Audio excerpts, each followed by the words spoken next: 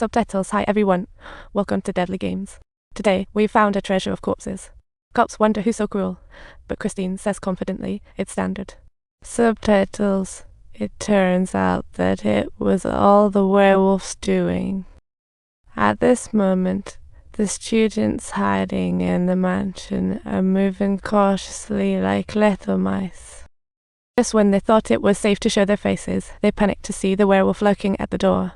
They awkwardly retreat back into hiding. Little did they know, the werewolf has stealthily blended in with them. Evan spots a classmate even more terrified than himself. He tries to comfort his classmate, but the guy's like a frightened pup. I think I forgot my own name. Just says he's about to help him breathe. The lights cut out like it's a horror movie and poof, the classmate vanishes. Everyone else chimes in they've never seen him, thinking he's become a ghost or something. Maybe the werewolf was just a collective side effect of some funky mushrooms. Seeing his brother head into danger, Harlan tags along, but just as they step out, Christine arrives with the police. They came for Cyrus, but Harlan and Cyrus had already left. Evan sees Breg and spills right away. Harlan, nearly licked over by dogs, and his buddy reach the back hill, sense something's wrong, and leave. Cyrus doesn't want to miss the bonding moment and thinks they should chill, but bam, a werewolf pops up like a hungry puppy. Hearing gunshots, Breg's group springs up, as if playing mini-golf, while Christine chats with the werewolf. He thinks the werewolf just can't control his furry urges, while Christine's like, don't worry, I've got the secret to chill you out. While Christine works her magic on the werewolf, guess who arrives? The police crew is back for round 2. However, Breg and the werewolf have just experienced face-to-face and intimate encounter, and now the werewolf is ready to say goodbye without hesitation. Back at the mansion, the sheriff asks they claim seeing a big black bear and leaves suspiciously. Meanwhile, Breg urges Luna and crew to head home, but where are Harlan and Cyrus?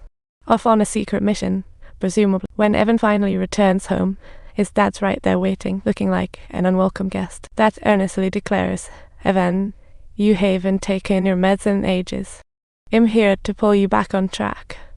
He pressured Evan mysteriously. Evan, forced, pretended to take meds, then dashed to the bathroom.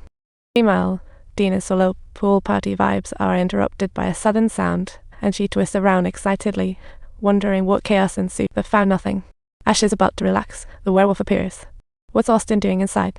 On the other hand, Evan visits Luna's home to find Harlan and Cyrus, as last night was a blast. The two sneak back to Harlan's, discovering Cyrus hid her true identity, playing hide and seek in darkness. She received a call from an unknown number. Seems like someone on the other end really is waiting. Harlan, with her keen ears, senses no lies and calls Evan and the crew to hear Sierra's story, where she spills the secrets of her family's break-in. Cyrus explains that her dad perished in a forest fire and is still nowhere to be found. She keeps going on about her dad's story like she's possessed, veering way off the normal track. He doesn't want to be found by his father. Sounds like someone's talking about the werewolf here. So, are you talking about the werewolf? That's really spine-chilling. Malcolm leads them to the storage room and launches into the tales of the forest fire from 16 years ago. It was a fire with a twist. Look at.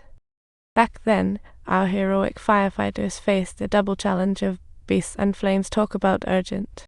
This was a showdown of beasts and smoke that turned into our disaster.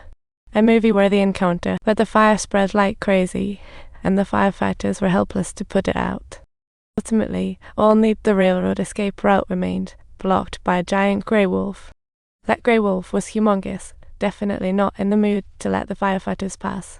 Seeing the wolf not budging, the firefighters began to shoot, but it was like playing ping pong. They shot it from all angles, but the wolf stood strong until Sierra's dad did the job. Subtitles, however, even though the wolf had fallen down, it was still gasping for breath. They attempted to throw it into the fire, only to find in astonishment that the wolf actually transformed and took on a human form. And that's how the firefighters made their escape.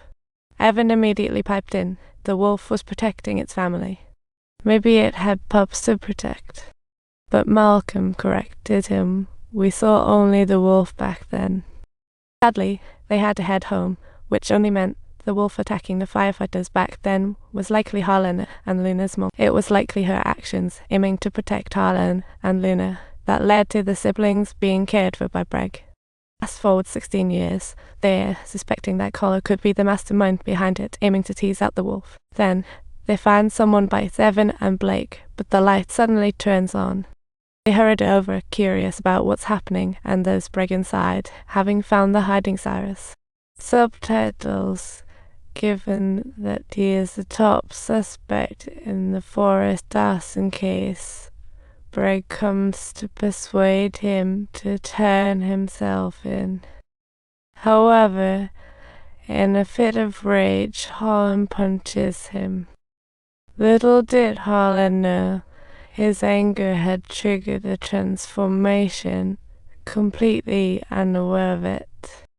Luna asks Breg how it's done, and Breg just casually responds, follow the ancient legends.